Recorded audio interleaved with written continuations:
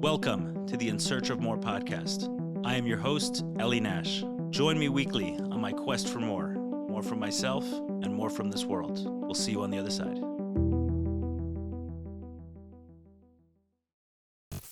212. 212. Is that New York area code? 212. 212th episode. 212th episode. Look at that. Welcome, Ezzy. Welcome to the 212th podcast. 212th recording. 212 is a important number. You know that. What is the number? 212 is the temperature, I think, that you kosher things at. Is that right? I think there's something with 212. I'd love to, if we can verify it, but there's something with the number with the 212. I think Fahrenheit is where. It's probably when the very from. Let's burn this thing. Maybe. There is something I think with 212 Fahrenheit with koshering things. So, right. I think it's like normal people who actually want it to be kosher go to 180, and then people who don't want it to resemble food anymore go to 212. Is that? We're checking this up. Tyler's actually an expert on kosher at this point because he's dealing with the House of More, the House of More kosher stuff, and we have a lot of complex questions all the time that come up in keeping a kosher kitchen, where you have a lot of busyness and traffic and everything else. So Tyler has blowtorched, and that's an interesting question. Can you have Tyler, who doesn't know he's Jewish yet, blowtorch a kitchen? Very interesting questions. It is an interesting question. You got the It is answer? an interesting question. It's not optimal. It's not optimal, but you probably didn't eat treif. B'diavad. Right, something like that, yes. No, we have very interesting questions. Can a Mashgiach who knows all the things, who's not Shomer Shabbos, can they be the Mashgiach? Interesting question. Can they supervise? It has massive implications, because I know the guys who were going to the winery when we were... Right. Right. These are massive implications for Hashgacha companies. Hashgacha worldwide, which everywhere. There's probably a limit as to how much, like the cheskes kashas that somebody has, that probably allows them to overlook these things. So it's kind of like the don't ask, don't tell policy. I'd imagine. But if somebody's outright, I doubt it they could be outright not Shomer Shabbos. I doubt it they can be a Mashgiach, because from what I understand, the Mashgiach thing is a trust thing. Yeah. Anyways, so episode 212. Episode 212. Okay, so I'm sitting here with Azriel Wasserman. Did you start going by Azriel officially? I'm still struggling with it. Because you're saved in my phone now as Azriel. That's good. I'm happy. I've told some people. I tell people when I'm comfortable, and then, it's the daily battle. It's the struggle between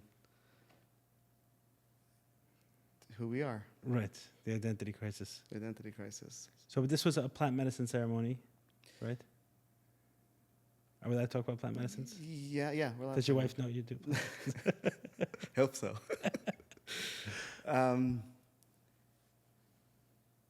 Where did it come from, the name? It came, so obviously I have to introduce myself. So my name, I go by Ezzy Wasserman. I've gone by Ezzy, I think, since my 4th grade teacher decided to call me Ezzy. Nobody in my family calls me Ezzy. Everybody calls me Azriel. And Azriel was my father's name. So I'm named after my father. And my mother, till this day, is not happy with the 4th grade teacher. Really? Yeah. She does, so what's this Ezzy? What's Ezzy? It's Azriel. My mother, I think, has the same accent. Something actually that we share in common, I was thinking about that on the ride up here, is we have a Sephardi mother and an Ashkenazi father. Indeed. And all the complications that come with that. I think it's better than the opposite, but yes. Yeah, I mean, I don't know, but I can see. I hear that. That's good. So I was identified with Ezzy. That's the name that I would introduce myself as. And my father passed away at 37. So I'm 38. So these last few years have been a time of discovery, I would say. I've had this feeling that I've kind of, like the first 37 years of my life were autopilot because my father covered those years for Okay.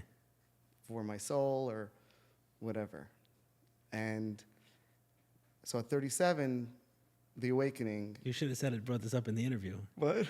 He said you should have brought this up in our original interview years ago. You were going to be on autopilot. Anyway. I used to work for Ellie. Yeah. So. The reference. Anyway. Yeah. So as I'm getting closer, I remember I went to the caver for the 37th yard site. And I've been obviously going since I'm a kid.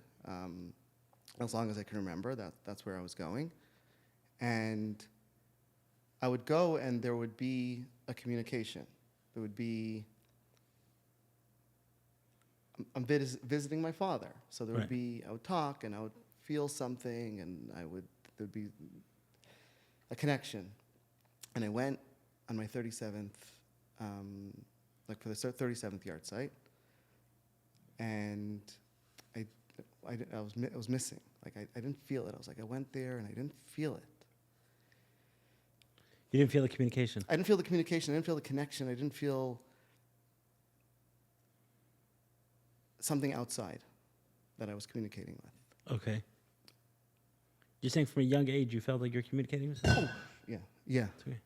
From a young age, I felt a communication. From a young age, I would go there and I would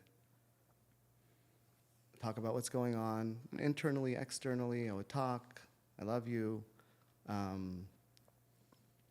yeah, there was a place that I would go to for that sharing. From a young age, I felt his presence. I'll say I felt his presence. I felt a guiding force in my life, which I associated with my father. If something worked out, I was like, oh, that was him. If,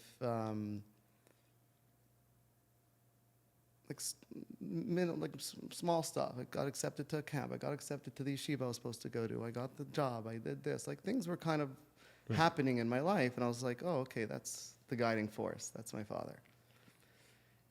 And when I went on the 37th yard site, so I remember I was getting on the plane and I didn't feel it. I didn't feel what I generally feel when I go there. And I think that's when it hit me. I mean, it happened, this message has been there multiple times.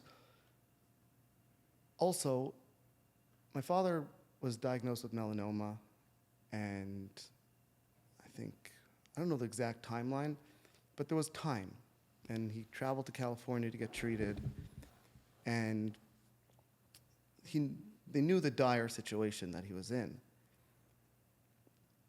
So you would think, or I thought, that if somebody was in that dire of a situation, there'd be something left for the child that was... They'd write something, they'd record something. They would leave something, a message, something. Like something would... Like I have no connection. There's nothing. I mean, at the time, he knew your mom was... At that time, I had no connection. So he knew my mother was pregnant. He passed away when my mother was 6 months pregnant. So, and he was sick for about a year. So he knew. He went to California to get treated. I think he didn't want to do chemo. For whatever reason, it's hard to get the details. The details as to what was going on there. But he didn't want to do chemo. We were told for some reasons, and this was something I struggled with. Like, he made a choice not to do chemo, and it bothered me. I remember when my mother was over, she was there for Shabbos, and at the Friday night meal we were talking, and this topic came up about the choice that he made not to do chemo. And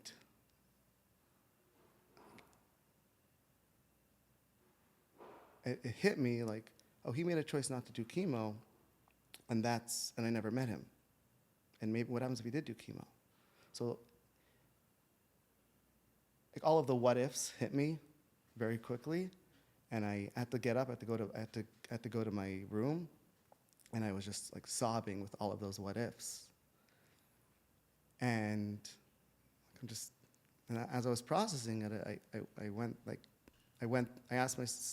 I played it out. So I said, okay, so he did chemo. Let's say he made the choice to do chemo. He does chemo and it shortens his life, right? It shortens his life by a few months. I'm not here, I don't exist. Scenario one.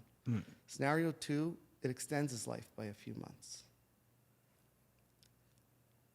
My name's different. I'm a different person. My whole identity is different. I probably don't meet my wife. I probably don't have these kids. And I definitely don't have this life. Even if it was a few months. Because my name is different.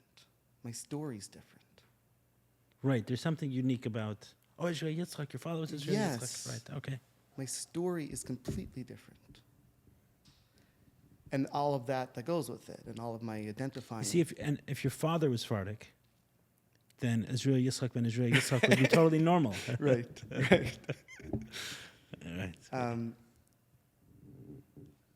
So that's scenario number two. Scenario number three, he's alive today. And still my life's different. And still, I don't have my kids. Like I have everything's different. Right. And would I make that choice? Would I take what I have here today and make that choice? No. So there's just that acceptance of this was what happened. I was able to work it out after I saw my dermatologist, and I asked her about it, and she said that melanoma is not generally treated with Chemo. With chemo. If it's treated with chemo, it's too late. Got I it. think it's just spread so quickly that chemo is like a really... Anyway, so he went to California. So he knew what was going on. He went to California for some treatment. And so I'm struggling with this, I was struggling with that choice, but I was able to solve it. I don't know the exact timeline of everything. So, this is what I was struggling with this fact they didn't leave me anything. There was nothing like a message. And this is from a guy that I hear so much, was such a dynamic person, a teacher, Communicator. a great father, a family man. And he has this kid that's cooking, and he's going to California for like a last-minute desperate treatment, and there was nothing left. And I was working with it for a long time. Working with it. I couldn't... What was the feeling inside? Is that like...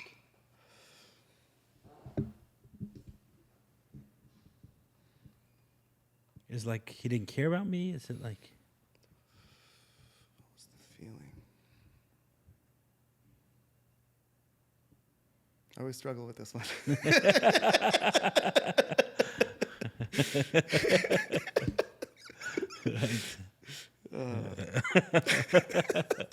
Yeah, you're not the only one.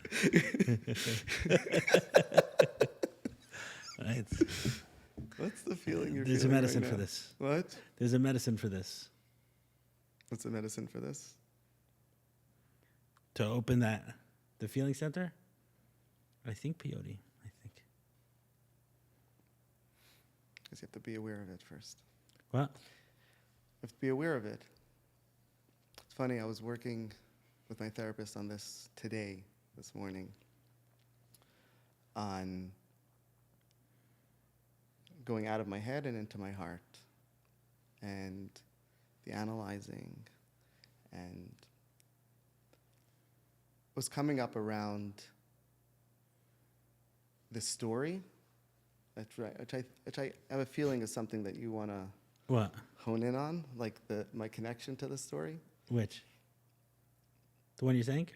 Meaning, in general, in our conversations, we've spoken about how step one is kind of realizing your story, your makeup, and Right. then step two is letting it go, and then that goes in Right. cycles, and where you reach different levels of discovering, letting go, discovering, letting go. Right. Am I repeating it back? Yeah, in I how can- you understand it? Yeah, I can say. So that's how this podcast came about. So sometimes we have people who are clear why they're on the podcast, right? They have some sort of work that's connected to this field. So getting on here could, right, like make sense in their line of things. Or in general, they're people who are out there communicating ideas. So this becomes one more space for them to communicate their ideas. But in your case, you don't have any of that. You're a free man, right? You're here, coming out on a Wednesday night to have a conversation. So how did it come about, right? And it came about because, so we'll go back. We'll go back a little bit. I'll go back to the kind of the beginning of this phase of the journey. So I have this thing, I guess, when something comes in threes, it's like a message, you know? So I shared this with Daniel Resnick once, and he's like, that's because you're hard-headed. If it comes once, pay attention. I'm like, okay. Anyway, so there were three kind of messages I got about psychedelics that led me to the conclusion that I should go there. One of those was you sharing a podcast of Tim Ferriss and Gabor Mate. And I remember where I was listening to it. I mean, it was a longer podcast, but at one point in time, I was walking down Collins Avenue in Miami Beach. It was probably 2018, 2019. Tim Ferriss, Gabor Mate talking about a wide range of issues, but a lot about ayahuasca. And it really piqued my interest. That was kind of the first thing. Then there was something for my wife, and there was something on a trip. My wife and I went on a kind of, I don't know, couple year later honeymoon or whatever it was. And we ran into a couple who, the guy was a recovering addict who had used psychedelics to heal. I'm like, so years of, you don't have to go to, I mean, like 500 meetings, you don't have to do all this stuff. Anyway, so, and then shortly thereafter, the invitation. Anyway, so that's one part of it. So really, it was just about saving time. What? Your journey to plant medicine was just to save time from all those meetings. At the time, that's what I thought, right, at the time. In that framework where time exists, Right. you try to save time. So then afterwards, somewhere through that journey, I got into learning, and you and I started learning together, right? And during those, every once in a while, I'd pepper in my little stories about my journeys and what I'd learned and what I had seen, and you know, a little bit of a nudge here or there, and hey, like maybe you'll find something in this space. And then I'm not an evangelist anymore, but I was for a little bit. Everyone's an evangelist for At the beginning. what? At the beginning, we all are. Yeah. So Guilty. you got to try this. You got to try this.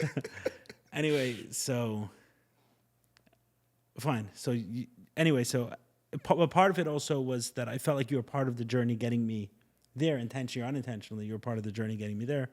So to kind of repay the favor. You know the Avram Avinu, when he went down to Mitzrayim, he went and stopped. He stopped. Do you know this? No. Avram Avinu, when he went down to Egypt, he went down, or when he was told to leave. I know you've mentioned Lech Lecha a lot Yeah. in this podcast. But when he was told to leave, he was destitute, and he had to stop at these places. And they gave him. And then when he came back, he was really wealthy, and he made sure to stop at every single location and being grateful and the Karstaiv and paying back his debts. Oh, really? Yeah, I think it's a Rashi. Oh, neat. Right. Like you were part of my journey there. You're part of Let me my repay way you on the there. way I back. have to be grateful on the way back. Okay, you good. know? Good. So that was part of me sharing gratitude. Hey, these are some of the spoils of war. And you're one of the destinations on the stop. So here you go.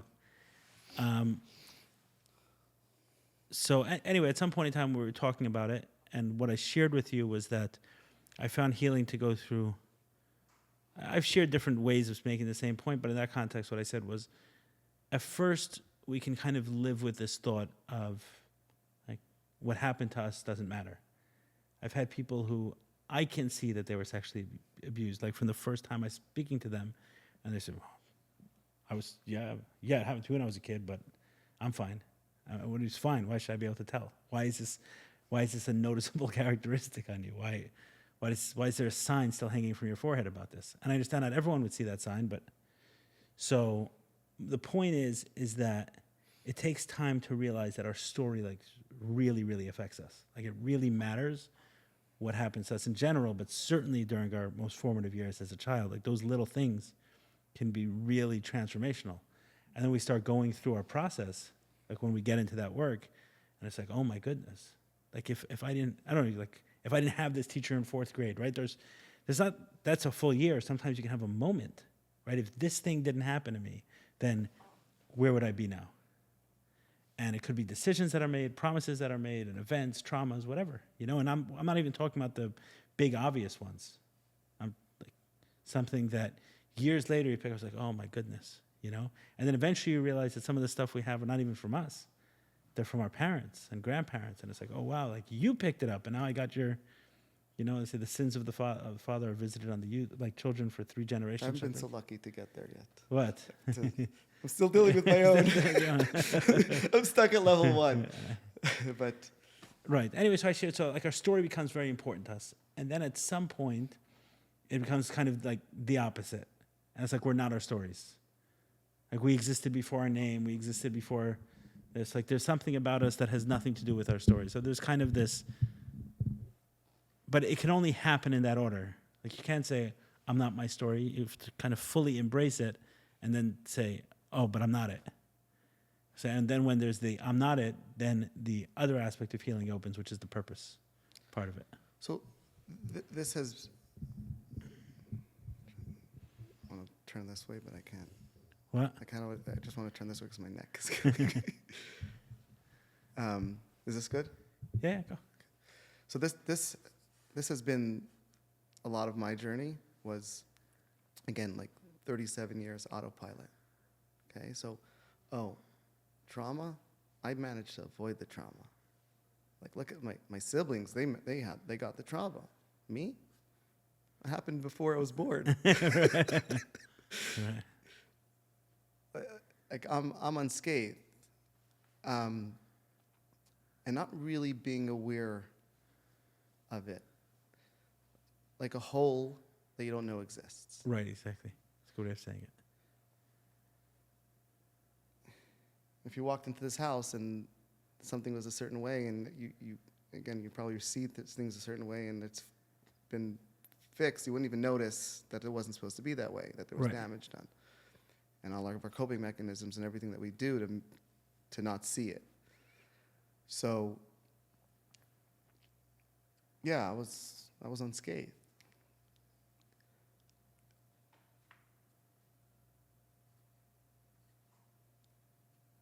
And then a few years ago, my in-laws passed away in the Surfside building collapse. Right. And I was able to witness loss close to me for the first time.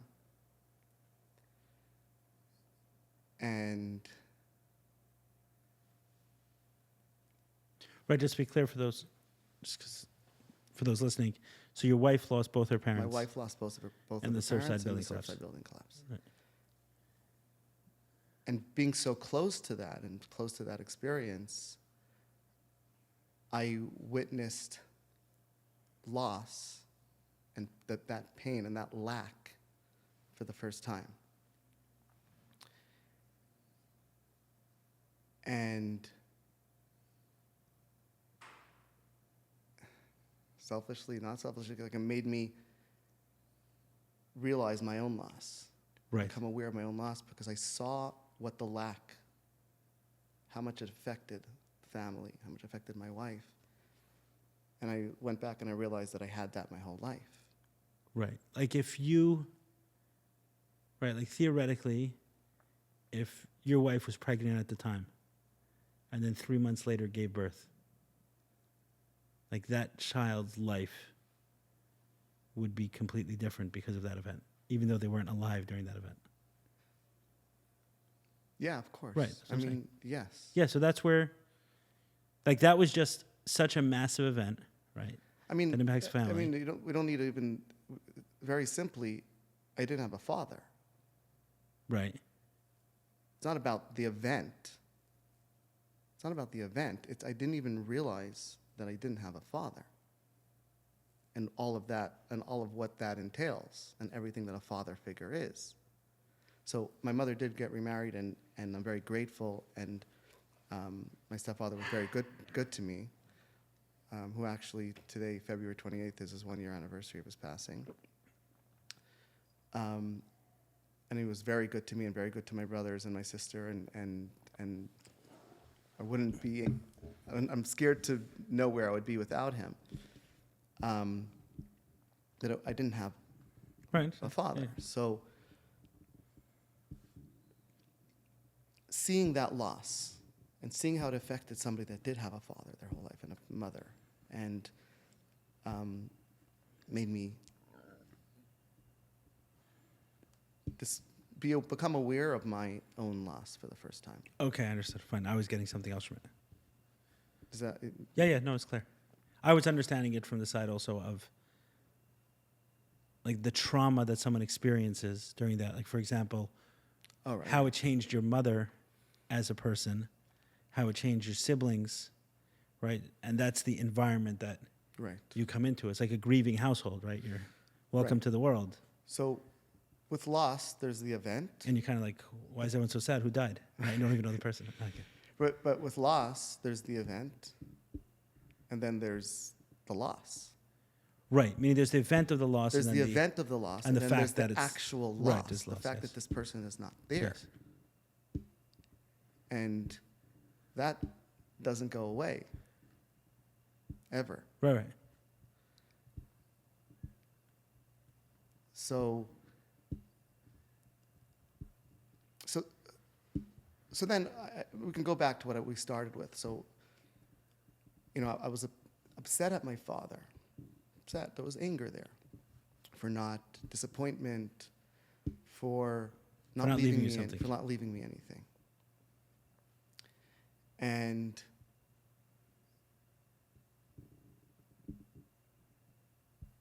I'm losing my train of thought. We were talking about the story. My first is awareness of the story. And that time made me become aware of my own loss. I don't want to get to the resolution yet. Okay. Yeah. There is no resolution, but it's the work in progress. But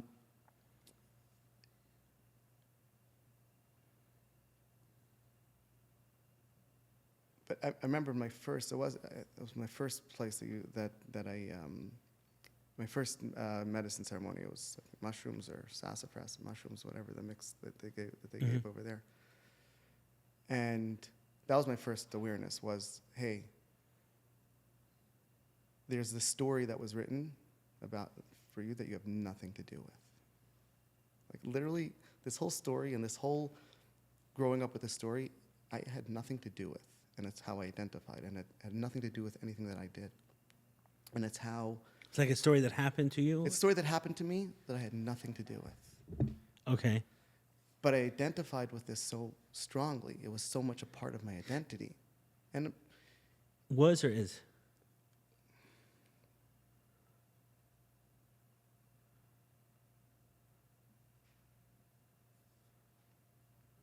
some days it is, some days it was. Got it. Okay.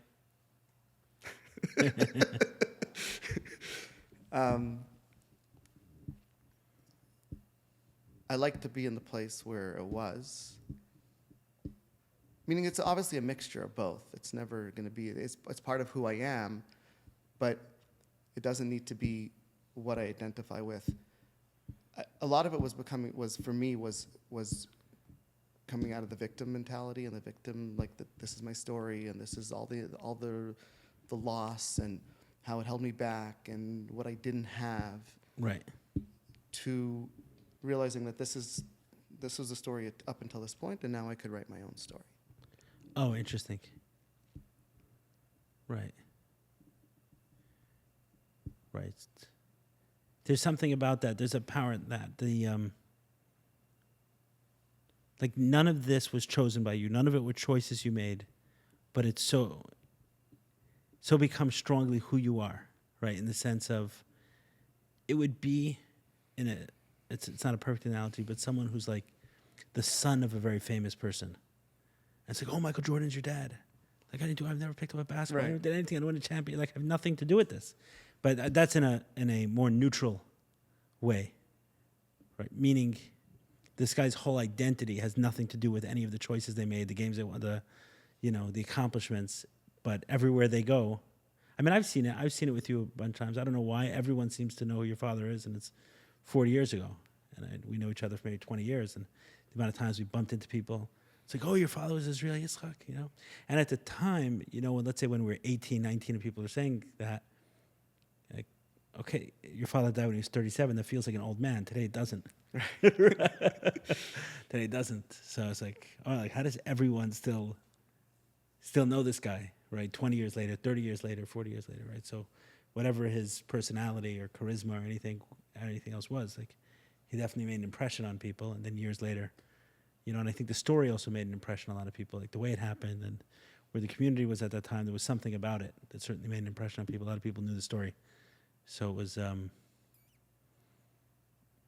I don't know why that kind of metaphor or analogy kind of stuck in my head. Remember when I interviewed Daniel Mate, Gabor's son? So I asked him, can you tell your story with no reference to your dad? That's the first question I asked him. And it kind of like, it's being in that position where someone is so strongly identified with something that they didn't do anything about. They didn't choose. They had nothing to do with. But it's the first thing everyone knows about him. So, oh, he's, Azriel Yitzchak, Yitzchak Wasserman, the guy who passed away. Gabor Mate, that's his son. Yeah. Yeah, there's also when you're getting value for something that you had nothing to do with, and it's like almost covering over right who you are, who I am. So then where do you get that confidence for who you are? Like, this story has nothing to do with me. I can't hold it. I can't have it. It's not me. Right.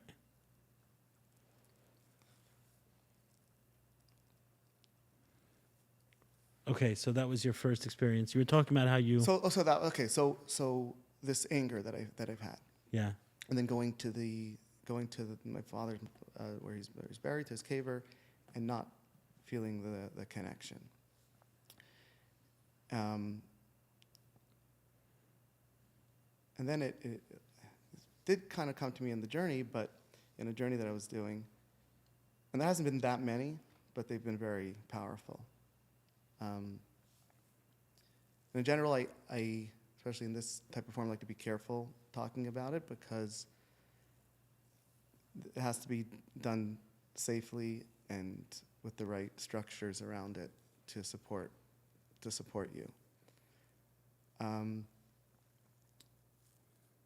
So I was processing this, and where I ended up with was that the reason why my father didn't relieve anything was because he lived in this world with only positive. There was no room for negativity. So he truly believed his essence that he was coming back. And there was no room for it. And we are our thoughts. We create our reality. I was realizing that a lot in that time. And I realized that if he would have left me something, anything, it would have connected me to this idea that I need something that's not inside of me.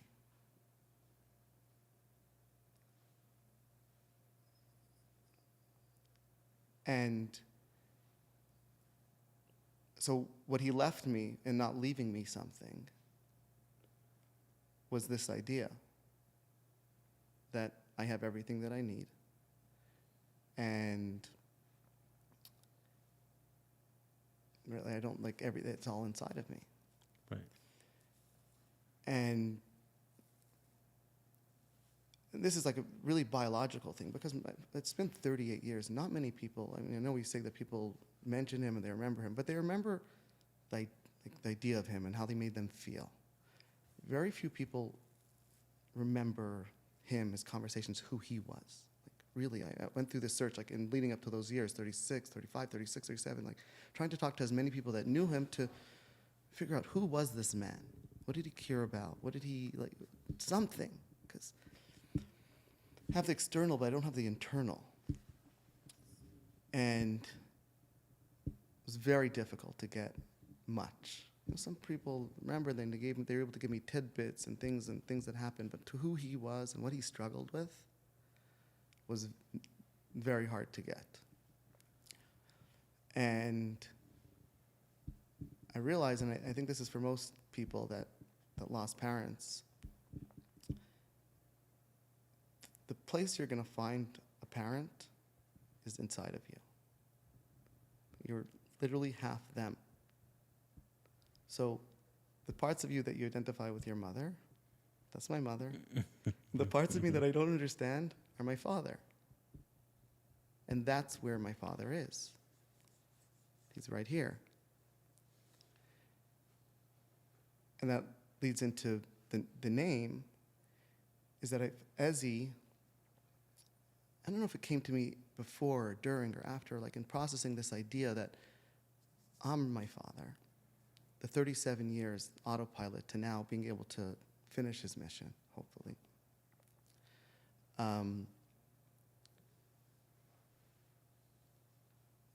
What helps me remember that is by going by his name, which is Azriel. So Ezzy is the old me, the one in victim mode, the one that. Oh, okay, interesting. Got it. And Azriel is this idea that I'm my father. I have everything I need. I can be what I'm missing in my life. I can be for myself, and I don't need anything outside of me. Beautiful. L'chaim to that. We should have little. Sometimes we should do. Sometimes we should do podcasts with like a little Smirnoff, a little vodka. Yeah, this is one of those. For bringing. What? Yeah. For bringing. Yeah. So I guess so I guess the question is so where to from here, right? Like this. I've heard kind of variations of this, not this like complete of a thought. But so now what? So where to from here? So now it's my life has begun. Like now. By the way, I've heard said somewhere, if we go there, that up till 40, it's kind of like the pregame. Like we're learning about the rules of this life. It's a complicated game, so we need 40 years before we actually. Makes sense. 40 years you can start learning Kabbalah. Yeah. What is it?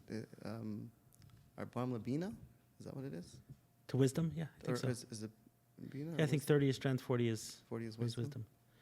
Right. So where now? That's the right question, because once I could now identify less with my story, then it's who am I? Right. What do I want? What do I care about? What type of father do I want to be? What type of husband do I want to be? Right. So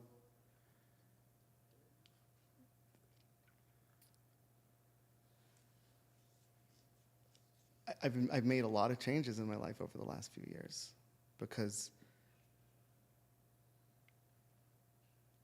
I realized that that's what I want, and able to make those little decisions that it takes to become that person. So one of the things I think it comes up a lot in this podcast was religion. Right. Religion should be a 4-letter word. Something I was reading today. Okay. Something I was reading today, which is relevant to this week's parsha, Kisise, where Maisha breaks the luchos, is that it. Hope I repeat it correctly, but the word to inscribe, or how the luchos were. Yes. Engraved, or It's also freedom. Right. Cherut. Cherut is freedom. Oh, so you know this. Go ahead. Someone shared it last week. Yeah. Somebody shared it last week? Yeah, So go ahead. that's what I was reading. I wanted to show Yeah. you. So that the rabbis say that there's a connection between the Torah, this engraving, the luchos, and freedom. Right. So the question is like, it would seem that it's the opposite of freedom. All of Right. these laws and all of these restrictions, it would seem, are the opposite of freedom. So it answers, and this is what, we've heard this, like what really got me in this one that I read today was that it said we have two souls that are battling each other. And it says the divine soul will never relent. You think it's like the way we think about this idea is that our Nefesh HaBahamis, our Yetzer Hara, that's the one that never relents. But our Right. divine soul relents, like it gives up. But it says, no, your divine soul will never relent. And therefore, the only way to have that freedom from this battle is by transforming your Nefesh HaBahamis. That one is able to relent. That one could understand. That one can transcend, Right. and understand and be brought to that peace and that inner peace. Oh, interesting. It was like But this wasn't the way he shared the idea, but he just shared that kind of dual use of the word. it was dual meaning of the word. what was like the idea that I heard for the first time was this idea that the divine soul will not relent. Like just that line, and to realize that it's not your that struggle. It's the divine. It's the divine soul that will never give you the peace when you go in that direction. Right. The image I always have, we talk like soul and body. Maybe it's what they intended, but in Avatar, right? So when they try to connect the tail to the dragon, right? So they mount it, and the dragon is kind of go crazy all over the place. But eventually, if he can maintain the control. Once he can link subdue it together, right? I think once he links it together or something, then he's able to. They try to control fight the it dragon. off, Exactly. and then eventually there's. Exactly. Like that's the idea. Like that's like the soul and the body, kind of thing. The drive towards, and obviously like the body has much more power, right? It's a dragon. It can transport it to places that he can't get to himself. Right. It can do it's a things, really it can move good faster, metaphor. stronger, but It's really good. like can you I like that one. get it to respect you? It's really good. It's probably it probably was some of the symbology, but as you start talking, and oftentimes when these concepts come up with people, like that's the image that I have in my head of So I was thinking Avatar about this getting on the morning. dragon. I was thinking about this idea, the soul, I guess from reading that, and it was in my head, but the soul and also the story. So let's say we imagine as our Nefesh HaBahamis is, or our animal soul, animating soul, I don't know what the right term, ego, is our story. So you take this pure divine being, the soul, and you put it into this body, which is a story. It's story. And its mission is to basically not identify with its story, overcome its story, like conquer it and become bigger than it. right. Right. Similar idea, but I was would say thinking one about- aspect of it is a story. It's much more than a story, but yes, Right, part it's of much it. one aspect, but that was the story. That's what I was Yeah. thinking about today. Right. That one This aspect of whole- it is its story. In 12 steps, there's a lot of people know about the 12 steps. There's also the 12 promises, and one of the 12 promises is, we will not forget our story, nor will we wish to shut the door on it. It's like, especially what I think the way it was intended was like part of the message is, like a lot of people went through very embarrassing things in their addiction. We're not going to shut the door on it. We're not going to forget, And the way I understood that also is the aspects of the story become very important to our purpose, to our mission, to whatever it is we're trying to do, right? So recovery, everything leads up to the 12th step, and the 12th step being service, right? Having had a spiritual awakening as a result of these steps, we tried to practice these principles in all of our affairs and carry this message to those who still suffer. That's right? the 12th step. That's the 12th step, yeah. So that now that we've gone through all 11, we should have a spiritual awakening, right? And now we try to practice what we've learned, and now to carry this message to those who still suffer. So really what this is all leading up to is becoming a useful servant, essentially. Becoming useful in the world, service. And what I've thought of the story is we kind of have the collective communication of God, right? Which for us would mean the Torah. It's like, hey, do this, do this, do this, do that, do that. But that doesn't tell us necessarily our personal mission. Are you becoming a teacher and you're learning all day? Are you going to business? And those are the mitzvahs that are becoming, those are commands that are becoming more important to you. We don't know, but here's the framework. Here's the collective communication. So where's the personal communication? I mean, some people are going to graves and getting personal communication, but most of us aren't, right? So where's our personal communication? So our personal communication is through our stories. That's what the personal communication is like, okay, you go through this story. Now you have a lesson maybe that came from exactly that thing. Or maybe you can connect to people in ways that others cannot. So is it a mistake in an accident that, I don't know, Sephardic mother, right? Every detail of the story has some aspects of it that that you end up in business, that you end up speaking English, right? There are certain aspects that lead towards a certain place. And now because you speak English, you can reach a population that someone else couldn't. They can be amazing. They can have the best skills in the world, but they can't communicate in a language that this person understands, right? So now you're... So I was to exactly what you're saying. The first time I did ayahuasca I was in Costa Rica, and I'm not sure which parsha it was, and it was a parsha with Sarah, where Hashem tells Sarah, God tells Sarah, you're going to have a child, and she laughs, right, and then God says, you're going to have the child, and you're going to name him Yitzchak. The way I understood it, and I don't know if this is grammatically correct or not, was like, you laughed, now Yitzchak, he's going to make laugh. Like the trauma, you're going to use that trauma to then heal.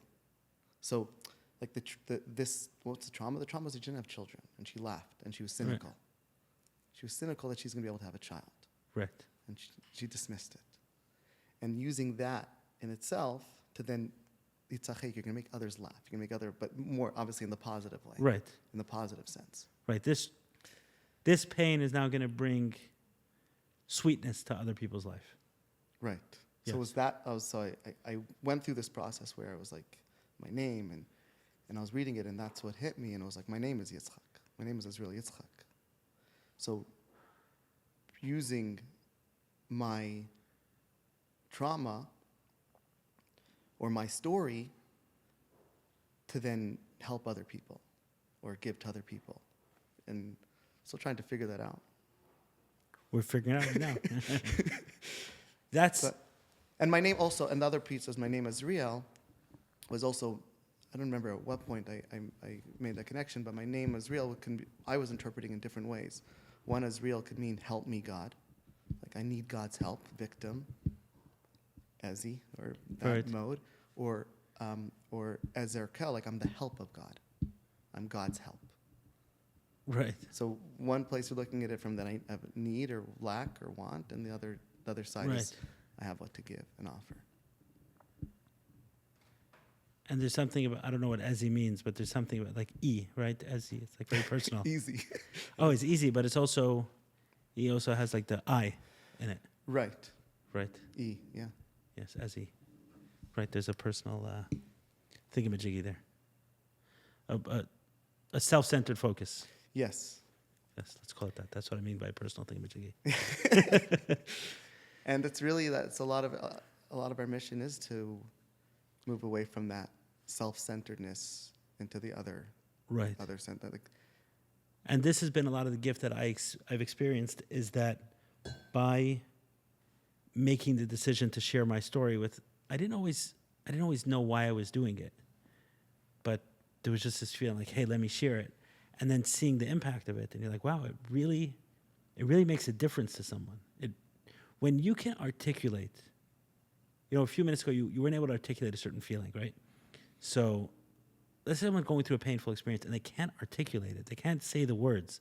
For example, you gave words to the feeling of missing something that I don't even know I'm missing. Right? On some level, you know it because you see other people have it. It wasn't like you're walking around and you don't even know that people have fathers, but you don't know what you're missing. That's a feeling in and of itself that took you 38-something years to articulate and put words to. And then there's someone else who's struggling in some sort of confused, painful, like pain state, doesn't have words, and then hears you articulate, like, yes, that's it. That's exactly what I'm feeling. Like, how does, and when that thing hits, and then they reach out to you and say, dude, like when you said those words, like it hit something inside me, it changes you. That's where I came up with this idea that the process of healing, and it's not, there's we're in a cycle. We're not in a linear process, meaning with anything you can do this. It's like you improve as a business person, and then you run into another very similar issue so that you improve even more as a business person, or as like husbands and wives have the same fight over and over. It's not literally the same fight. It's we had a fight, we grew in some way from it, and then the same variation of it come. Like it's a different evolution. Right, exactly. Now it's like us at this stage having that fight, because the last time we had that fight, we were able to grow through something. Now we're going to do this one again.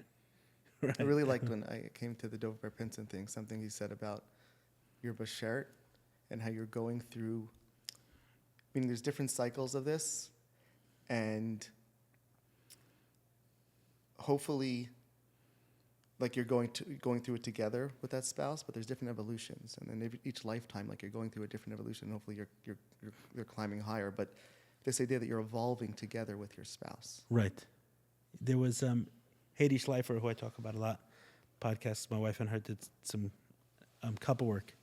So her husband passed away a couple of years ago, and leading up to it, he was very sick for a period of time. He was probably in his 80s, 85, 86 when he passed. His name is Yumi Schleifer.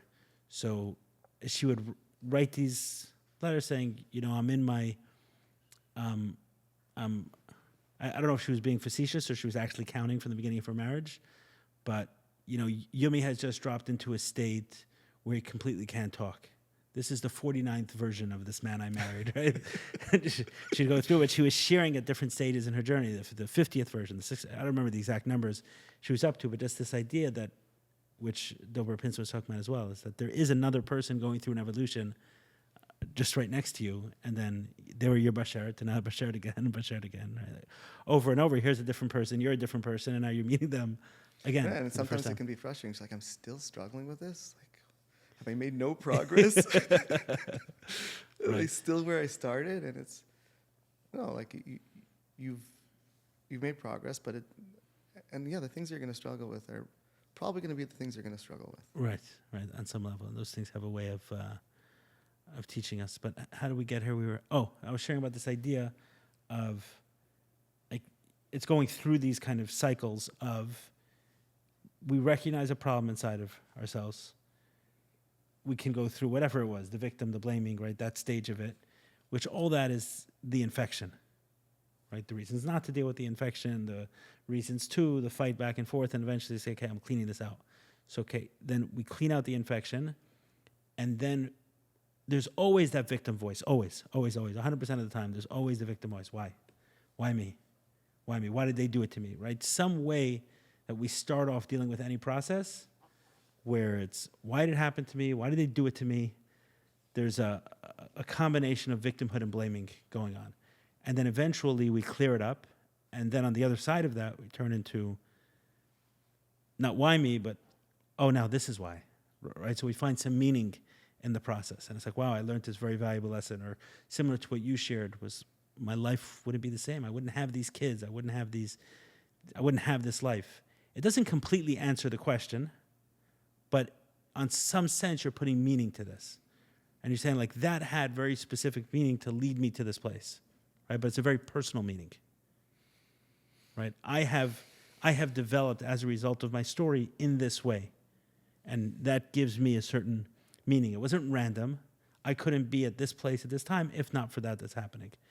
Right, or sometimes we can find a certain lesson we can learn, but even that doesn't quite hit the spot when it comes to healing. It just doesn't. There's always the pain and then the I don't know, the balm on the pain. You know, like, okay, I've softened the blow a little bit. But then when we can convert that or continue from that into purpose, and now we see other people benefiting from it, then it shifts the whole thing. It's almost like, okay, done deal, I like it. Like, at that point in time, it's when we can accept the package. That's what I found with myself. One of the things I discovered is that, like, why do we learn through pain? Like, why does it have to be that path? The first ceremony I did, it was super painful. And it's interesting because I'll share it because it's relevant. In all of that pain, what I recognized was that in that whole time I was looking for my father. In that pain, everything I was experiencing, I just needed that presence there. Right. To like, you're going to be okay. And then I recognized how in my life, I was looking for my father. In my relationships, you know, every relationship I was looking for that figure. Right. Instead of being that figure, I was looking for that figure. With my boss. I have this theory.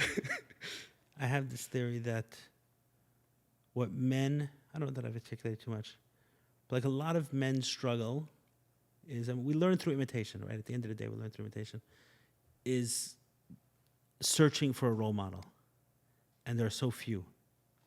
There's so few. And even when they are, there's all the differences. We don't live in these little like shtetls anymore. There's a whole wide world out there. And so many job opportunities and so many geographic opportunities. Can I live here now? Can I live there later? Can I marry a person from here, marry a person from there? Can I do this kind of work part of the day, this kind of work for these days? I mean, the amount of movement and opportunity we have now is just not normal. 100 years ago, you're born in town, you died in the town, your father's a shoemaker, your mother's a shoemaker. I mean, that's not my idea. You become a shoemaker. There wasn't that kind of mobility. So as a result, you don't have those role models in that way. I mean, even if you find someone you can respect, you say, okay, but I'm not like them. I don't have their job. I don't have their thing. So we're kind of left after all of this work to just become our own role model. Meaning there's a lot more variables these days. Yeah. So imagine a kid who's born 100 years ago, and his father was a rabbi, and his grandfather was a rabbi, and his great-grandfather was a rabbi. So he has a role model built in. Hey, so I got to be like my father. I got to be like my grandfather, and I be like a great-grandfather. And then all these stories are kind of helping them guide on a certain path. And then now you can't do that. It doesn't work. None of us live in that way. We don't live in the same cities as we did. I'm gonna say it's not exclusive to someone who doesn't have a father. I was just this thought came to me. My son's in 4th grade, and there's in the basketball league, and there's these basketball games. So just the other day was a basketball game. It was at 3:30 in the afternoon. Like, do I go? Do I not go? Do I go? Do I not go? Ended up going. I'm like, okay, so I'm a father. I'm supposed to be here, right? And I find myself, because you don't have that path. It's all a different path right now for me, right? Exactly to what you're saying. It's not even the fact that I didn't have a father. Irrelevant. I'm in Miami. Right. I didn't grow up with a sports league. Right. It was like it wouldn't have happened regardless. So you're making this decision really for the first time. Do I go to a game or not? Am I the father that comes to the games, or am I not the father that comes to the games? Like everything's different. You're growing up so different than your father, and you're making all of those choices. So yeah, we're all going through this. Yes, that's what I'm saying. We're left. And for men especially, I think women could have less choices if they want to. They can become mothers of babies, support their husband. They could, if they want to, choose that life. Men, it's not quite the same. Where there's no option where we can't work to provide our family. Like there's no real option for that. Meaning so we're women, forced. There are more role models. There's more structure because there's less choices. So you can find. There are as many choices for women, but there is the choice of less choices. Right. So for those ones making that choice, they do have it. If they want to. if they want to. Like the The- search doesn't the have variables, meaning on that path, the variables are less, but they're not. What do you mean? I'm trying to understand what you're saying. That why for women it's there's less of this concept, and for men it's more of this concept. For a man to succeed, he actually has to do something in the world. To be a successful man, you're talking about a role model, like you actually have to create something. If you don't write an amazing book, build an amazing, whatever it is, right? If you think about a man wanting to, I mean, there's nothing a man can create that will come close to what a woman could create. that's true. That's true. That's true. That's true. What I'm saying is that for a man to be valued in society, right? Even that point is consistent with this. For a man to be valued in society at the highest level, when you're talking about, okay, like where am I going to go with my life? You're talking about actual actual creation contribution. I'm not talking of a person. Actual, okay, I got to do something. A woman can look good and have a lot of value, right? A man can't become high value in society the way a woman could. Women have easier options to get there. I hear what you're saying. Anyway, I'm not talking about women. I'm not talking about women. The idea is true. If you're worried about your wife saying something, she can, I'm not worried about anybody saying something.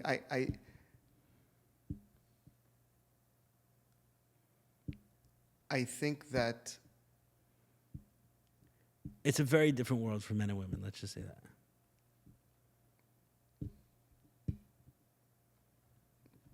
Just very different world. in the Chenu, there's this mimer now that I've been learning. Okay, go ahead. No, it's all about the male and the female and the roles, and it's Yes. fascinating. But like meaning the male, what the male provides, what the female provides, and that the power of creation, like the God power, is in the woman.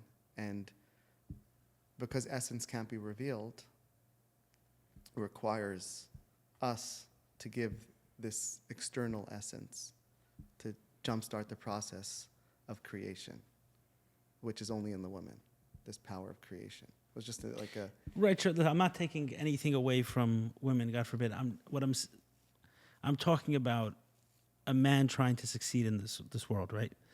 And the way we learn is through imitation, right? So we need a role model. I'm just saying that for women, it's a very, very, very different process. And I'll kind of finish this point. To become if I tell you that a man is a high value man in society, that suggests that he's accomplished something himself, not his father, not his grand, not inherited, not anything. He's accomplished something. It doesn't have to be financial. It could be in many different areas of life. He could be a great scientist. He could have discovered something. He could be a great teacher, a great speaker, whatever. There are many different areas of life that one can get to, but that's how it has to be done. A woman can be married to one of these men, and that's what makes them that. Okay. So anyway, fine. It's not easy being a woman either. I'm not saying. I'm just talking about this particular struggle. So for a lot of men, I hear what you're saying. So for a lot of men, there's that real desperate need for a role model. And in today's day and age, we're kind of left with looking at ourselves. And I think this kind of connects to, if you talk about Chabad history or Jewish history, we have no leader. It's a very unique time. But one of the things the leader did was someone to look up to and be like them. There's no one. It doesn't exist. And I don't know if there was a period of time in Jewish history that there wasn't a very clear and obvious Jewish leader. Like, who is the one to go to? Right now, who do you know? There always was. They're nice rabbis. They're good people. They're maybe considered holy people, but there isn't that. Certainly from the Rebbe perspective, that doesn't exist. And Chabad lineage was time. But even like names we heard, like, I don't know, Moshe Feinstein or something. Like there were names that were super... It makes sense that as you get closer to the end game and Mashiach times, that you're going in this path of from more of a public to more of an individual, where you see that like with the development of AI, where you could have one person do so much more that they couldn't do before. Right. So the power of the individual is increasing. Meaning what one person could accomplish is so much more than what one person could have accomplished, and it's this progression over time where what we can do with machinery and AI, and this progression of what one individual person could do. which never really existed, how Right. much one person could do. So it makes sense not to accept it, and we want, but it makes sense that this is the path, that we, as we get closer, the work is more individualized. Yes. Yeah. I like what you're saying, because there's a lot of different things in the world going on that point to the same conclusion, that there's no role models, there's no one to follow. Like, you are your own, and create it and build it, and you become your own inspiration. Yeah. Yeah. So, okay, so what did we talk about so far? We started So we with were talking about the story, letting go of it, and then, Yeah. okay, so what now? That's where we, Yes. that's where we kind of, Right. So if we could just continue that conversation, that's kind of okay. So where it started was with this whole podcast is you called me and said, "Would you recommend I come to the Adama retreat?" And I don't remember exactly what I said. I said I think it'd be helpful for you. you but I said a don't think- yes, but there's other things that could be better. Right. Yeah, I'm a bad businessman. But where you said what you said, and I don't know, honestly, I don't know what made you prompt you to say, hey, we should do a podcast together. I'm not really sure, and I'm not really clear. I mean, I know that, like,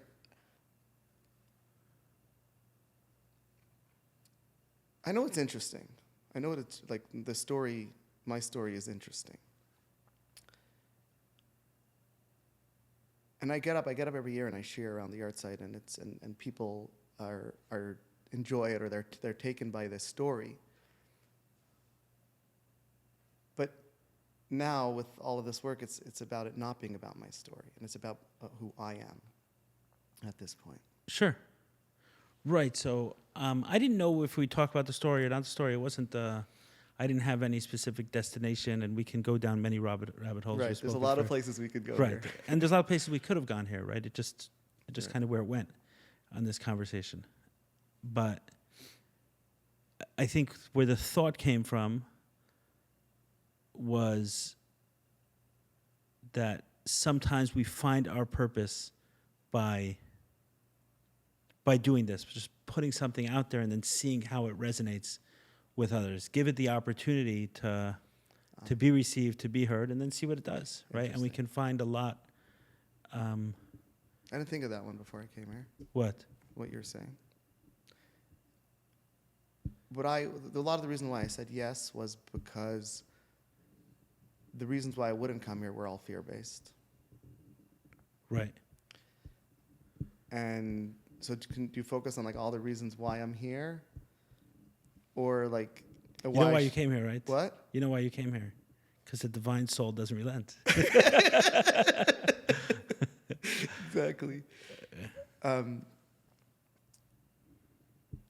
Yeah, I mean, that was the driving force. Like, you're fearful. You're driving up here. You know how many times I wanted to cancel? Really? Yeah. Ellie, I'm really not feeling well today. Well, you can decide not to. What? You can decide not to publish it at any point in time. Up until it's published. We had one person, their name is, who asked us to take it down afterwards. So technically, we will unpublish after the fact as well. But there was, it wasn't even that. There were so many steps before that of fear. Right. There's so many, I'm saying there's layers of fear. What is the voice in the head? What's the... So just a conversation? It's something you do all the time. What is the voice in the head? Who are you to be here? Who do you think you are? Who do you think you are? Yeah, what this year? Oh.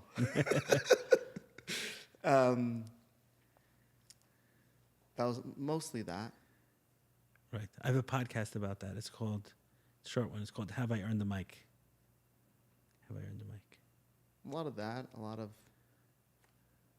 failure, fear of failure. Like, I'll come up here and like it's a dud. It'll bomb. It's a complete dud. I dud. Like, I can't express myself.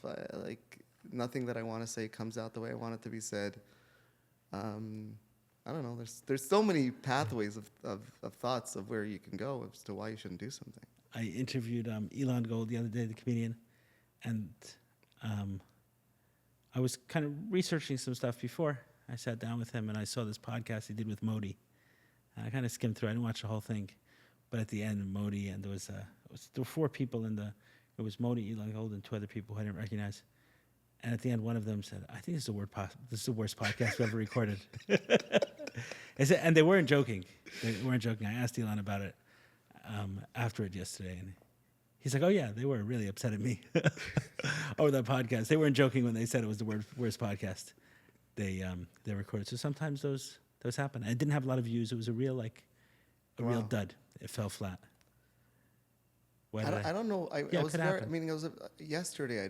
I was like close to telling you I can't make it. There was a lot. Like till today, pushing through. It's also about where I am, and at certain points you feel very confident, and then certain points you don't, and then it's like. Right. So on the lows, to say I'm coming here, like when I agreed, it was definitely at a high, right? I'm coming, and then there's all the lows, and there's the doubt, and there's all of those questions that come in, and then like riding that wave to coming here. That's been one of the gifts of actually having a regular podcast where I have to have regular conversations, is that, like I have better days and worse days, but I still gotta show up on those days when I feel that way as well. I mean, everyone has the ups and downs, and it used to be when I did kind of more sporadic webinars or stuff like that, it's like, I'm going to schedule it, I'll do it in a few days, and I know that, like, when I'm scheduling it, I'm coming at it from that place of, okay, I have something to share, I feel good about myself. But yeah, some days I'm one day I came here, I was talking to Ryan Carter, and something had just happened, to him or me or something, just before. I'm like, it's clear that we shouldn't be talking about whatever we're planning on talking about, and we should get out that thing before we get into the conversation. But it's been a gift to be in a space that I have to show up repeatedly despite how I feel. The role of the male. In some ways, yeah. Yeah. Yeah. And it's not faking it. I wouldn't even call it like faking it. It's not faking it. It's just being in that space is like, hey, I'm here, this is what I do, and I'm going to do it. And the other stuff, just put the thought out of my head. I've had this association, and I just said this last week. It's interesting because I associated my stepfather with this. That the role of the male, what you're saying, is really making it not about them.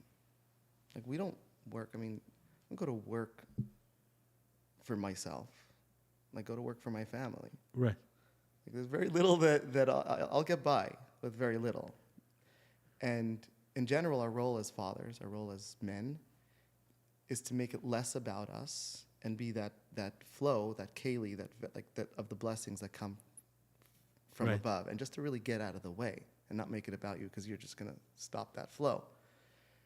So, like I said this last week when I was going to talk about my stepfather, he was that type of man. Like, he didn't make it about him, and that's a lot of my work, and but that's what shows up is when we get in the way and we make it about us, and it's not our role.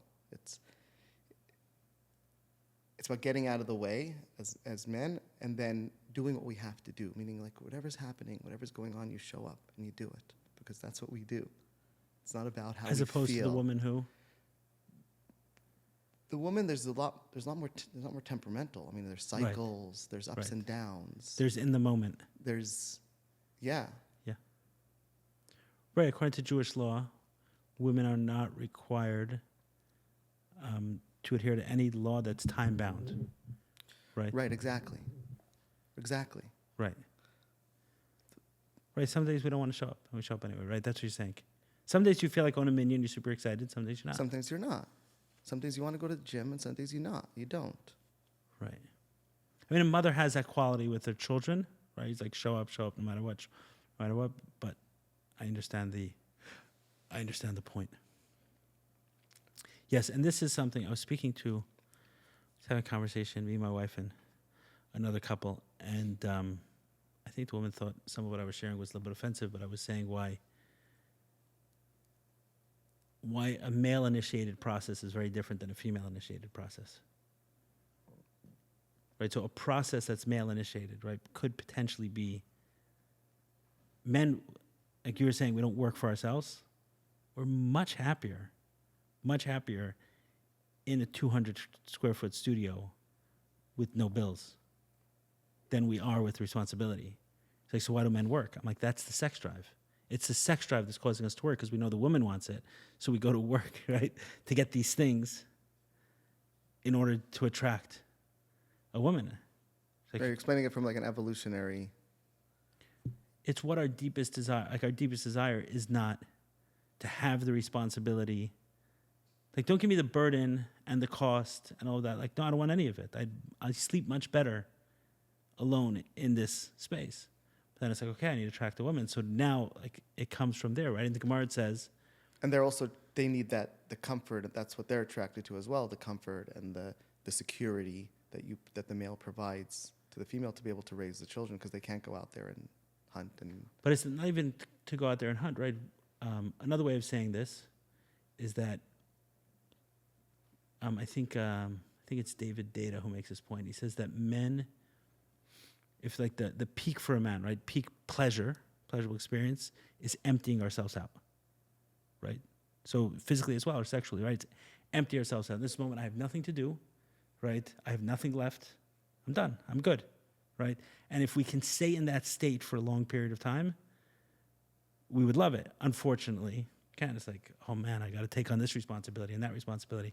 But we got to be woken up to it. Naturally, we want to lay down on the couch. Okay, everything's good. No one needs anything from me. Everything's fine in the world. I can go to sleep. Like watching other people play sports on a couch. Men are perfectly happy doing those things. We don't have to travel. We don't have to go anywhere. But then responsibility hits, or there's a woman to attract, right? So we wake up because we have to. So as we eventually get to the place that now we're once again empty. Interesting. Right? Whereas women get their pleasure from being filled up by life, filled up by experiences, filled up by love, filled up by connection, filled up by all of those things, right? So, and the Gemara says that they took away sex drive from the world, took away the drive from sex, and like the roosters didn't wake up in the morning and didn't wake up. Nothing happened. And the men didn't go to work, right? That drive to work is, like you're saying, is for somewhere else. That's why, like the point I was making, which I found offensive, that's why a male-initiated process could be clean because it can. I didn't want anything. I was sitting on the couch. I was happy. And now all of a sudden there's this idea that comes through me or this need that comes up. And it's like, okay, so now I have to go. Meaning you're the flow. Right, exactly. You're the flow. Right. It's not because of you. It's flowing, coming through you. It's flowing through you. It's like a male-initiated process is actually not a male-initiated process. It could be a universe-initiated, like the universe initiated the process. Where from the female standpoint, that could be, there's so much desire to be filled up by life that a process could be initiated more likely by self. It's not.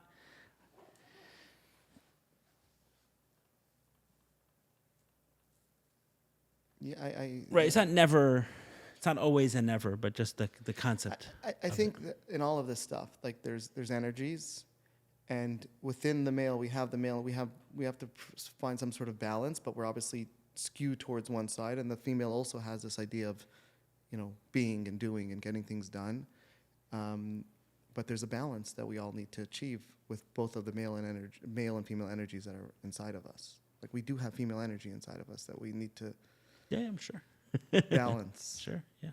And some of us are like skewed a little bit more to one side, and we have to achieve that balance. And some men are skewed a little bit too much to the other side.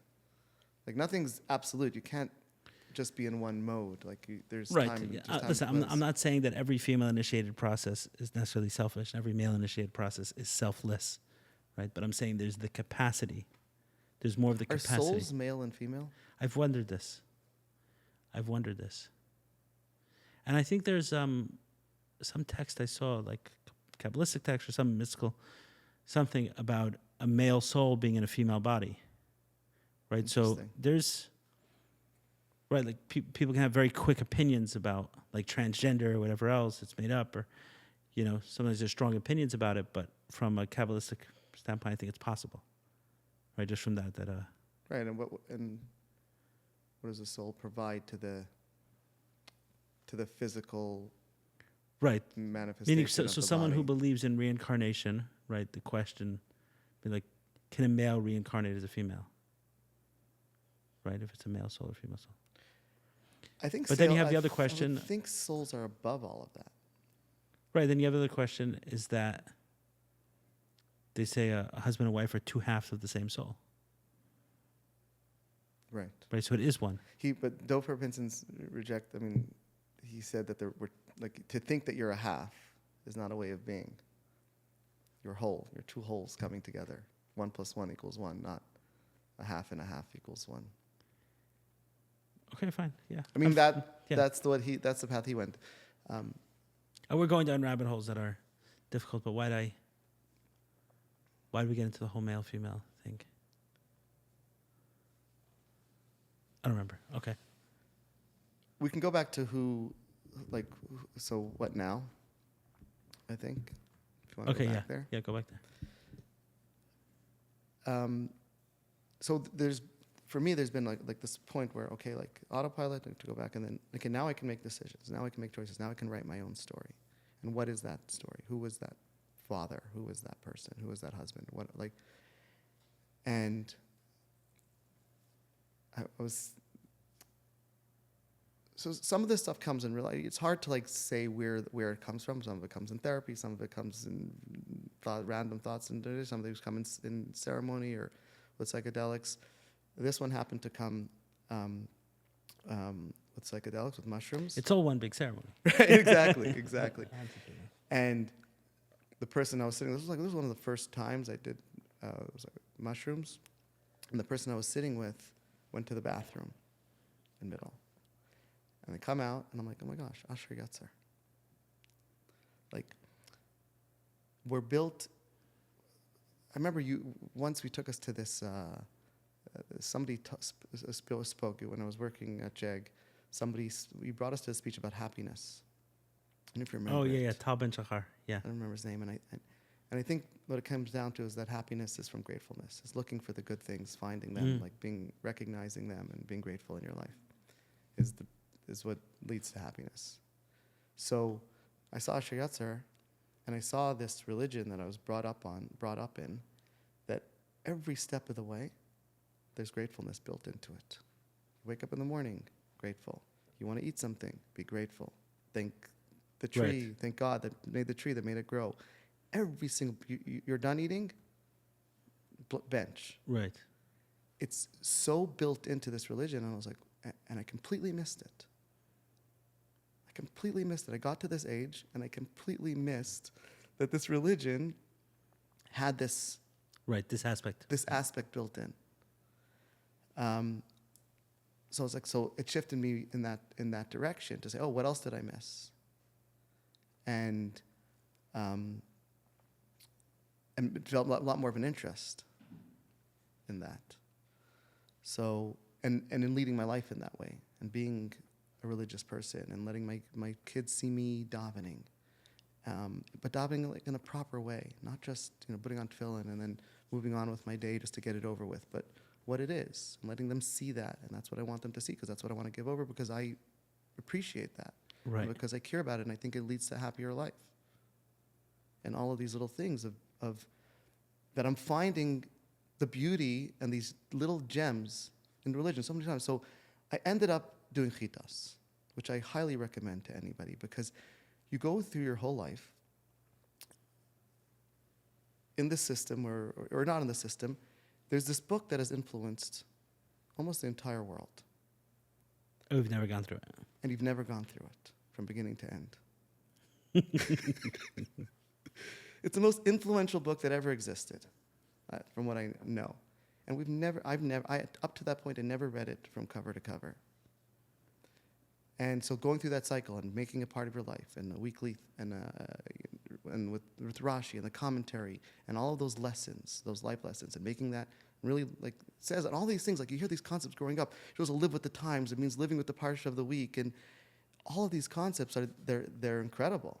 So I found a lot of beauty in that, and it's been like a progression of adding and adding and adding, because there is so much depth and beauty to it, tremendous amount. And if you find it and if you look for it, it's incredible.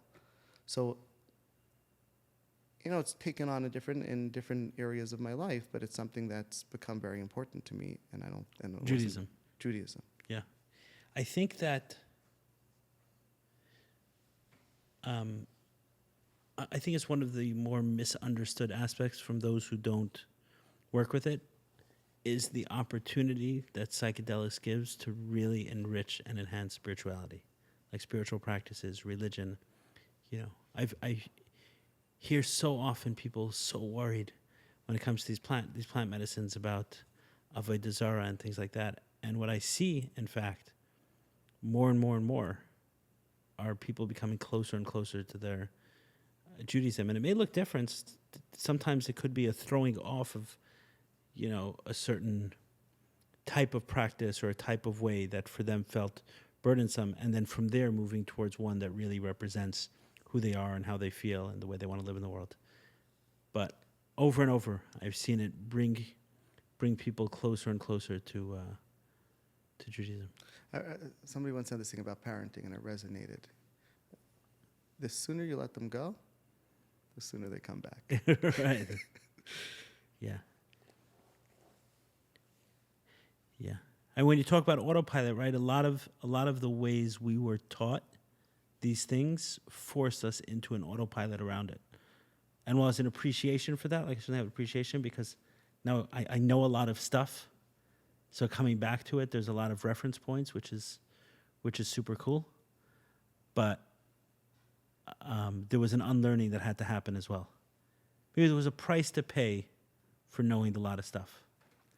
And then as, I kind of went on my way, and you find a lot of different things that point me back there. How many things in the 12 steps that I learned that blew my mind, that I'm like, wow, but this is in Tanya. Like I saw this concept existed before. It's right in front of my face. I completely missed it, Or you're talking about gratitude.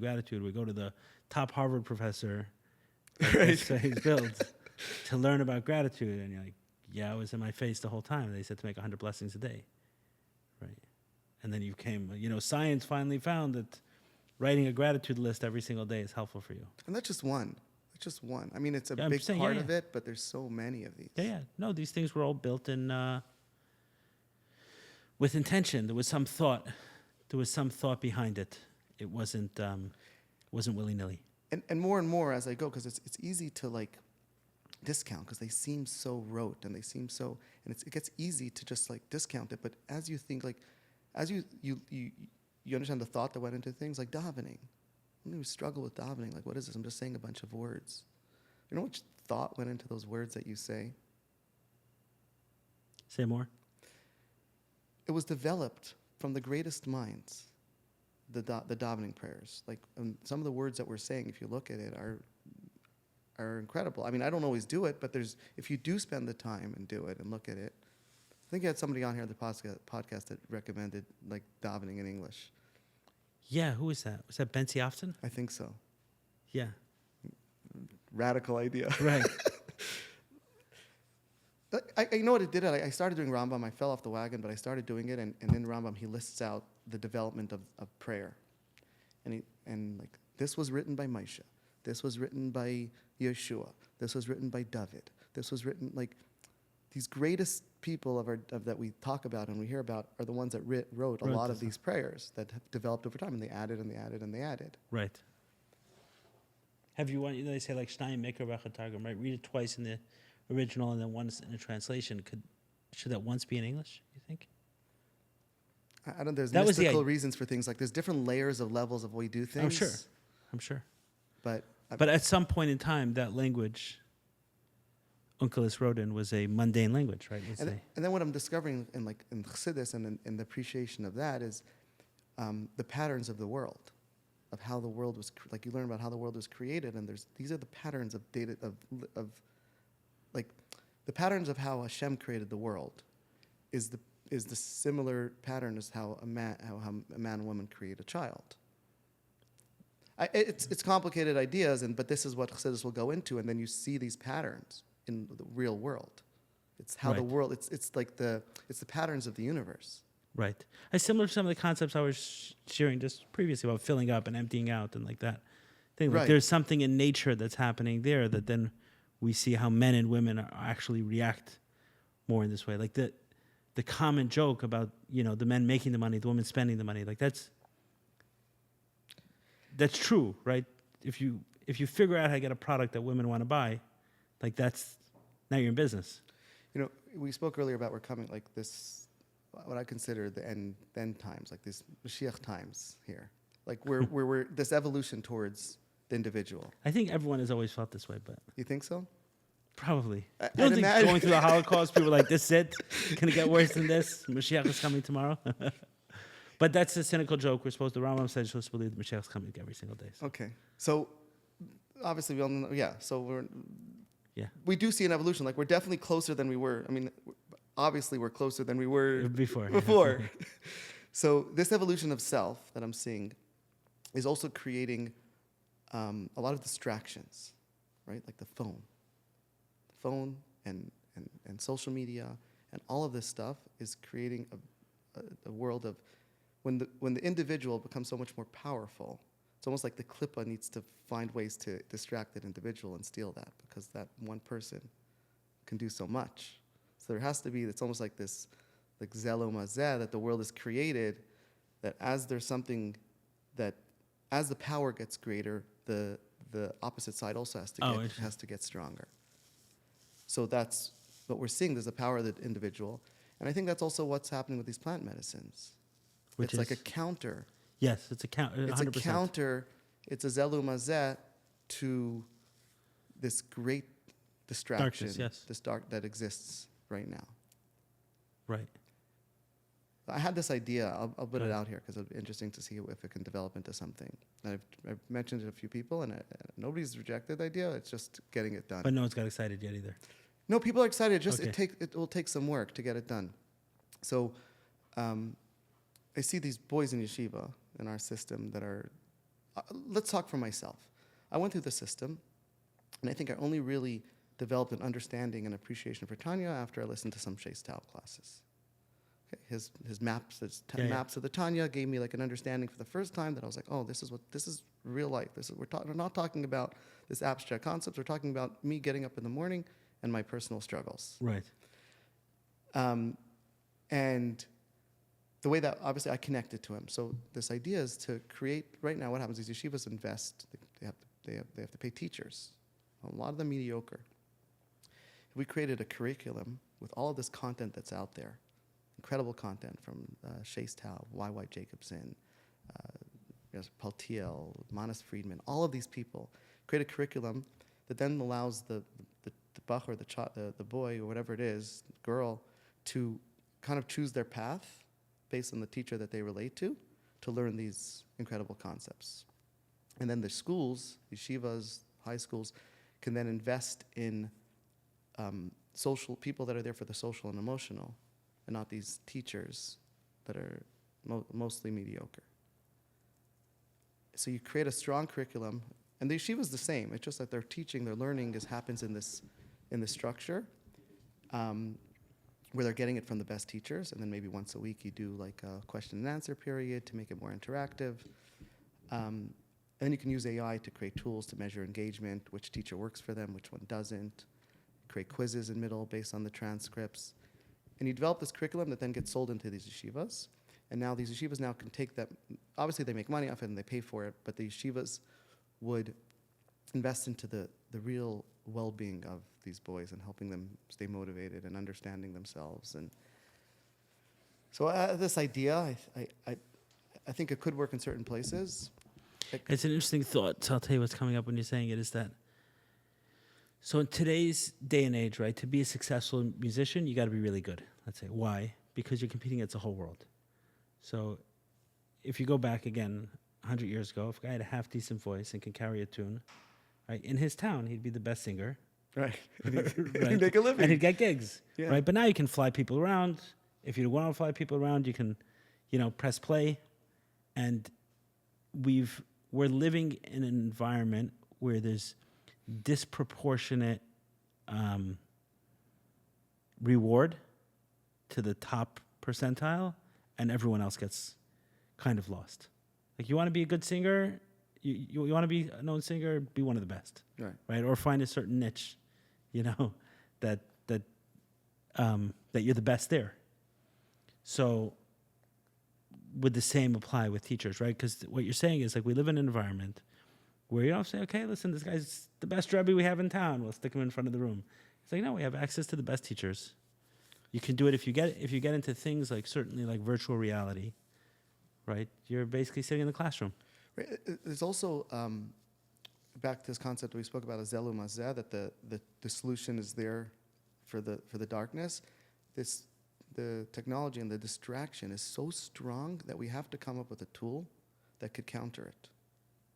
And I don't think, from seeing, like, maybe for some kids it's working, some kids it's not, and that tool is sucking a lot of young people. The counter, the darkness is sucking in a lot of young people.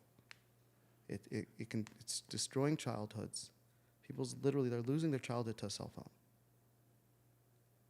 And we have to use that for a positive. It can't just be a negative. So the algorithms that these social media companies are using to steal our attention, let's use them on the other side. Let's measure engagement of our students and give them quality content based on that data. So I'll quote Daniel Resnick again, but he says this. He's like, the playbook is there, right? It's already been used. It's already been built. And now you just have to use it for the positive. And it's not just in the Jewish system. I think this is across the board. It's everywhere. When you think about the university system and student loans and how it's like this thing I read this once and it blew my mind. So loans, so they expand this, different presidents have expanded the student loan program for schooling.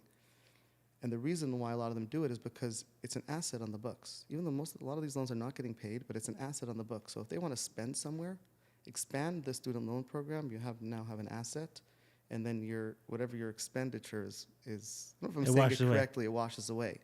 And no president has wanted to take that, like, to write it off, because it would look terrible for them. The deficit would go up tremendously.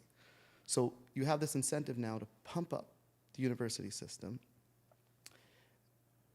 which is, the ideology that it's teaching and what it's, and it's not even giving, there's no net benefit.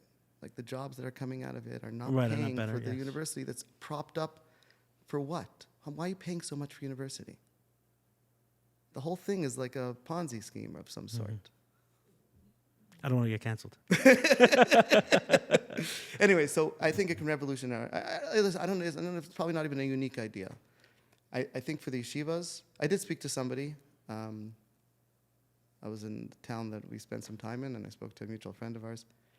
And I said this idea, and he said, you know what? I have some bachrim in the yeshiva that are wasting their time. I'm going to tell them, well, go pull up some Sheikh's tab, go through Tanya, go through some Maimar, go through some Sikhas, let's see how it goes. I know for me it was tremendous. Like, it was an awakening. Like, oh my gosh, like, it gave me all of this stuff that I was taught and didn't really understand. And again, I don't know whether I was obviously ready for it. And you don't know if somebody's not ready for it, they're not going to be ready for it. But But I certainly think what you did share was something that was missed when we were children, when we were, let's say, teenagers, which would have made all the difference, which is that whatever it is we're trying to be taught is relevant to what we're struggling with. And that connection was never made until much later. Right. It was like this, almost like a subject in school. Exactly. Or in Saif, and like we're hearing about all these things, like, what does it have to do with me? If there was just that thought that, hey, like, this is being delivered to you because it can assist you with where you're trying to go, whatever that is, and for everyone in their way, right? For everyone in their way. But do you need life to make that discovery? Like, do you need... I think it's a combination of things. Not completely, no. Not completely. I think that there were some points which were completely disconnected. Sometimes, yes. you need life to make that discovery. But when a lot of people are missing it, like at these numbers, like very, very high, it wasn't that we interpreted it as a subject. It was introduced to us as a subject. Right. Because realistically, most of the teachers who were there had no capacity to handle the issues we were struggling with. So, but had they spent the time in the class to communicate ideas that we were struggling with, and you draw someone in, and then if you can make it relevant to, like you're saying, live with the times, then it would be a completely different learning experience. There's a big piece of this is that not that you wouldn't have to hire teachers, but now those people that you're hiring, the staff, could focus more on those things. could focus on your social and emotional and how you're doing and helping you discover yourself. Like these Right. boys are really going through discovery, and there's not a lot of guidance. Right. Yeah, I got a message from some guy I've communicated with a couple times not long ago. He's 18, 19, 20 years old, whatever, in yeshiva system. And he messaged me saying, I just realized that, as a child, I went through some similar experiences to you. And it wasn't the context that I met him in. Like, are you available to talk about it? I need to talk to someone right away. And I was spent. I was a long day. No capacity to talk to him. Nothing left. Right. I knew even if I got on the phone with him, I wouldn't have been available. So I sent him a video I had published online about child sex abuse. And I said, watch this and we'll talk. And I was hoping I can, it would be pushed till tomorrow. But 45 minutes later, I get a message from him saying, okay, I watched it. When can you talk? So, and he sent me a voice note. And I understood, like, he was in a difficult situation, and A, I wouldn't be able to give it there, and B, it wasn't in person, right? So, like, is there anyone you can talk to in the yeshiva? Is there anyone there? He's like, no, not really. I was like, there's no one that you trust. And he said no. So I said, if you feel like it's you can hold it until tomorrow, we'll talk the next day. And we ended up speaking the next day, and whatever, we had a conversation. He was able to share what he shared. But yeah, that to me is a Saturday. I barely know this guy. I've met him a couple of times by There accident. are some yeshivas that are doing that. They are focusing on the social and emotional. I'm not talking about There them. are I'm talking about some this. that are, and that's what gave me the idea, because I was like, oh, the yeshiva can actually do that. Like I was speaking to some kids, or not kids, like 17, 18 years old, and about their experience in the yeshiva and having somebody to talk to and helping them Right. process a lot. Like, maybe I would have started at 17 if. I mean, everything is as it's Right, supposed to everything's be. where- My yeah. story is all makes sense, but Right. Also, to your point, is we weren't dealing with what they were dealing with. Right. There is a much tougher challenge today than there was 20 years ago when we were teenagers. Okay, let's Yeah. bring this all together. We went to a lot of different places. I want to see if we can. What I say, saif ma'isa machshav tchila, right? So it's like where it ends. Like there was something at the. Like it ends in action, but there was a thought at the beginning, and there's a link between the two. So there was original conversation we had. meaning the end is in the beginning. Like The beginning and the end are connected. That's Yeah. what the idea is, right? So it starts in a thought and it ends in an action, right? But the original thought will be connected to the end action, and right, and vice versa. So this originally came as a thought, for my part, right? I initiated it. I was in my masculine, male initiated.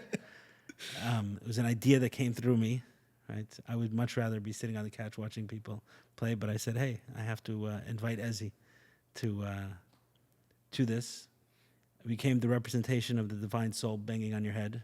Go do something. So, tie it all together. We spoke about a lot of different concepts: your story, your different ideas you have, the way you see things in the world, ways things can be improved. Challenge currently. So, tie it all together from where this initially started till now. And then obviously it was a journey and a process which I wasn't privy to, right? But the internal dialogue and the internal concerns around should I, shouldn't I, then eventually doing it. So if you can make sense of it for all of us.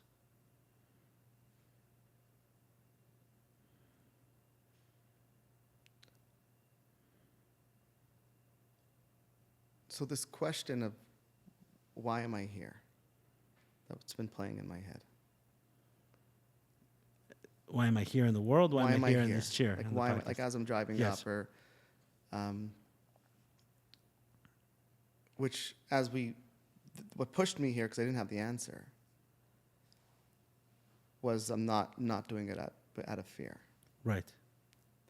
But now that I've been here, and we've had a conversation, I'm not sure for how long.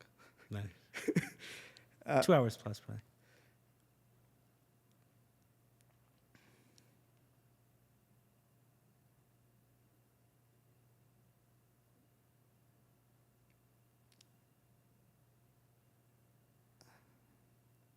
I'm here for whatever's next.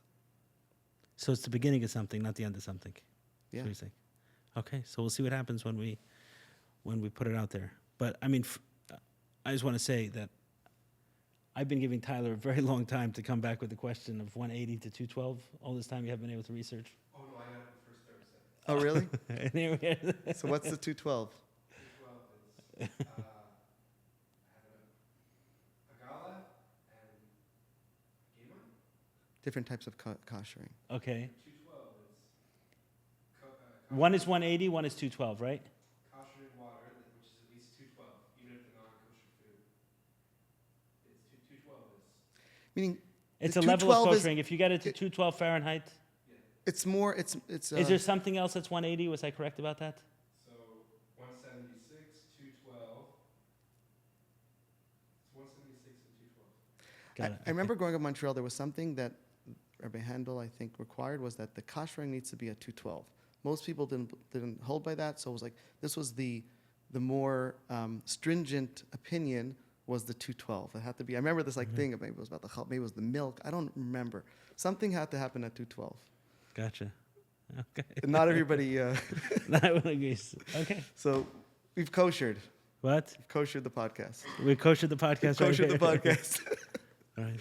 Okay. beautiful. According to all opinions. According to all opinions. Yes. If you've gotten this far, for all these things, you've been baptized at 212 degrees. Been boiled. We've been boiled. All right, Ezzy. Thank you so Okay. much for coming out. Appreciate you stretching yourself. And we'll see where the stretch takes you. Thank you. Thank you.